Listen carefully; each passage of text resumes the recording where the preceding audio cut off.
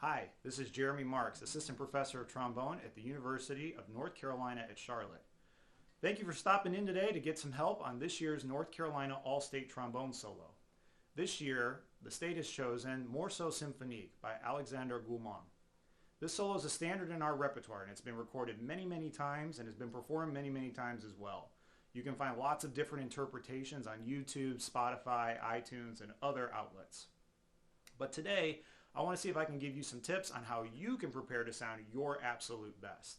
I'm going to play the solo for you here in just a moment, and then we're going to dive into some very specific things that can help you execute this really well at your audition. So let's jump in.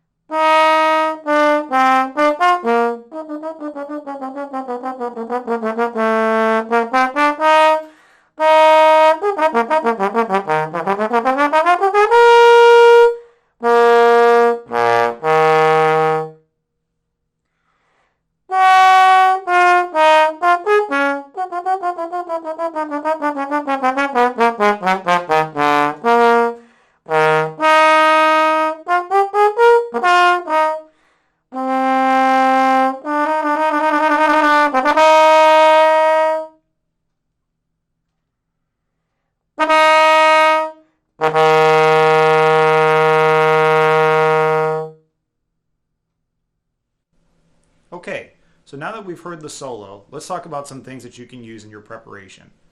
The first thing is that you notice the beginning is in a cantabile style, which means in a singing style. So we want to make sure that we can vocalize what it is that we want to be able to communicate on the trombone. If we can vocalize it, then we should be able to directly correlate that to the trombone when we play. So let's practice singing the opening melody of the solo.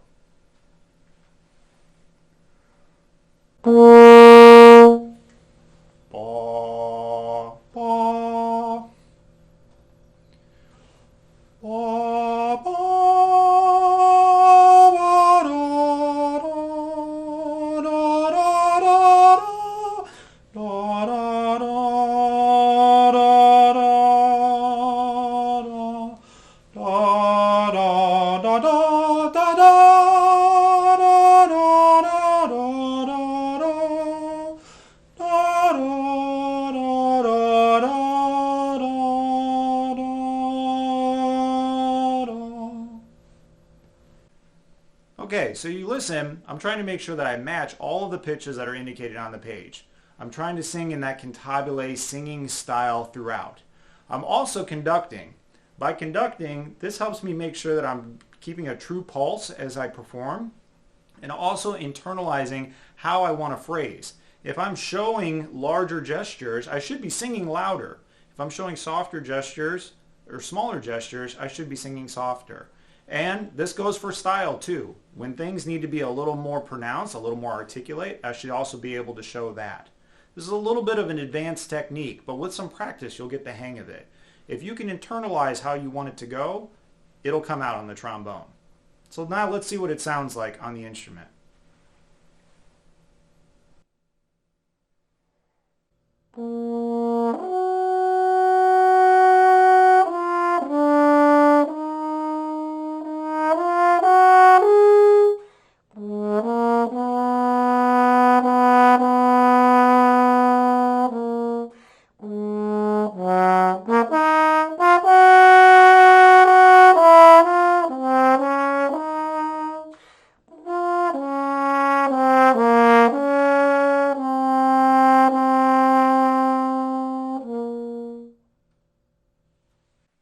Not bad.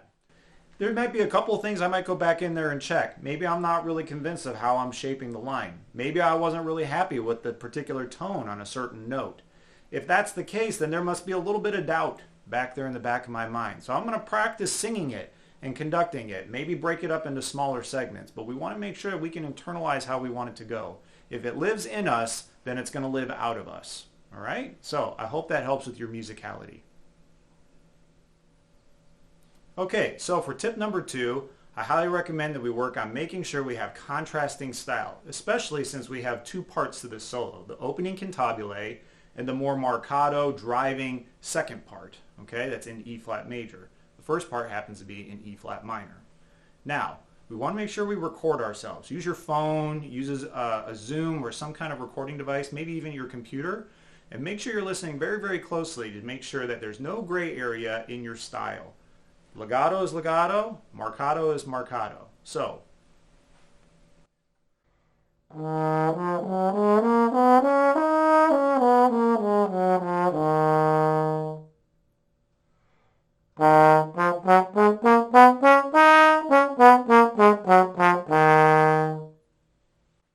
for the legato style, I highly recommend that we use a la syllable.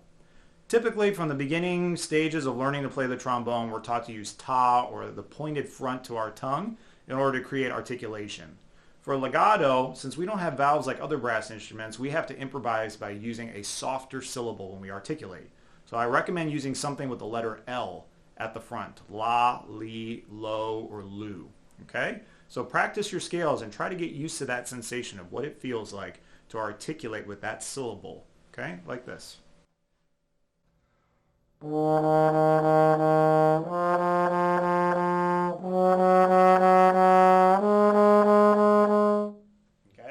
make sure we can also do it a little bit faster.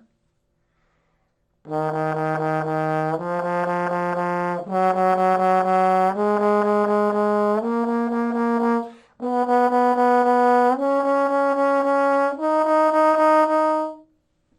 a very soft stroke of the tongue, okay?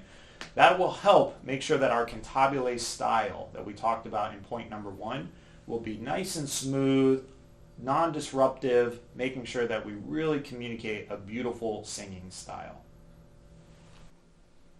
Okay, so now on to tip number 3. There is some technique involved in this second part.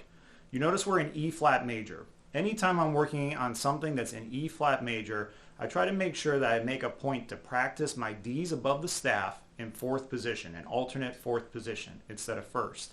This helps eliminate the sawing back and forth, which can kind of gum up our technique and the tone as we execute those notes, especially as the slide continues to move faster and faster or at a repeated pace. So by using D in 4th, this shortens up the distance and makes a lot cleaner technique.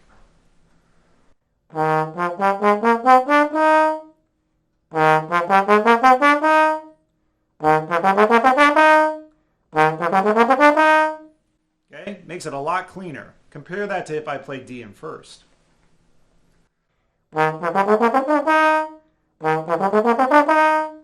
It's doable, but I can tell I'm having to work a lot harder. And we want to make this sound easy. That's when we get really impressed by our idols when they're playing the instrument, is they make everything look so easy. You can make it easier on yourself by using some alternate positions.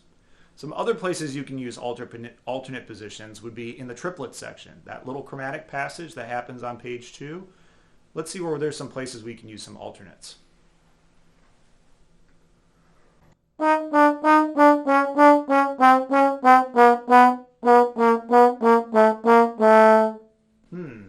There might be one in there. Let's try it again.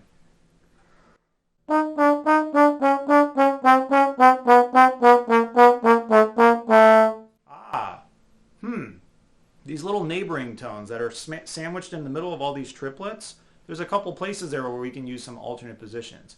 As we make it faster, it does become easier.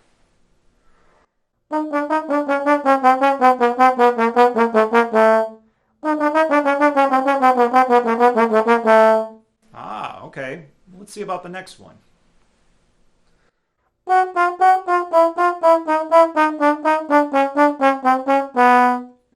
There's some in there too. You notice I played the F natural after that first G flat in a sharp fourth. Let me show you again.